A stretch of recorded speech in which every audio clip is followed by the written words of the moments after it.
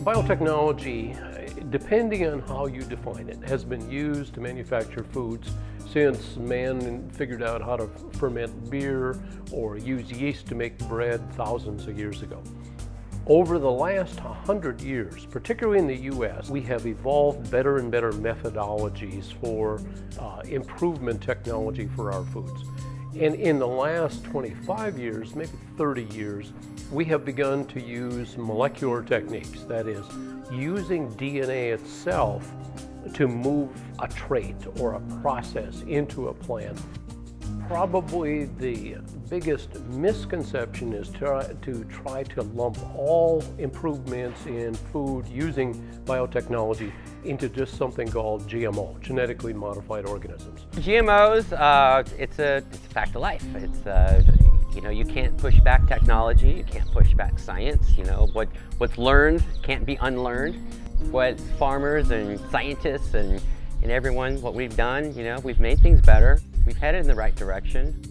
There is a bit of a misconception about GMO seeds. GMOs are primarily in commodity crops. That would be cotton, alfalfa, wheat.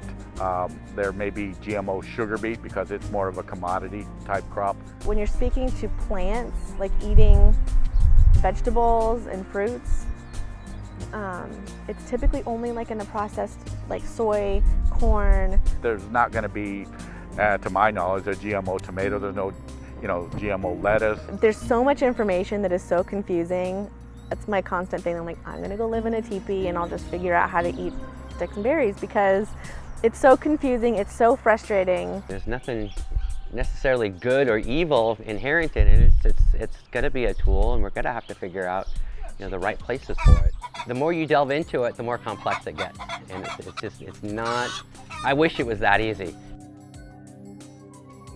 Another aspect of GM foods that I think is going to be important in the US is better educational programs so that the public understands what are the benefits as compared to any risks. The way our lives are, just by the way it is, we're all working longer hours, taking less time to eat, and so we're just rushing and just trying to put like cheap calories in our bodies so we can keep being productive. I want people to educate themselves and be able to ask the questions themselves. By putting all the puzzle pieces together and making your own educated choice makes the biggest impact. Education today on how our food appears is so much different than it was when I was growing up. When I was young, about 20% of the US population lived on farms. We all knew somebody who was a farmer and knew how food was produced. That's not true today. We're down to just a few percent of our population living on farms. And so the whole concept of how our food supply comes about is just sort of a vague memory. When we started asking people where their food comes from and they started telling us the supermarket, we decided we better open up and share our place. We have people come out like twice a year and they can ask all the questions they want. But even if you go to a farmer's market, you can always ask the questions there. Try to learn more about where your food comes from, and then you can make the decision from there.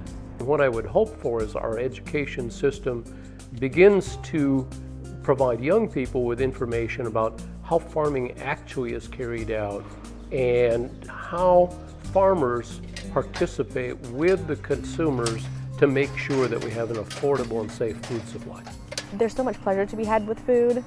You sort of have to focus on that part of it and teach people and sort of continue to inspire them with ideas and being able to connect with the people that grow the food through stories or farm visits or just different ways of engaging. And the more that you interact at that intersection of your food and your farmer and where it comes from, and the better off you're going to be.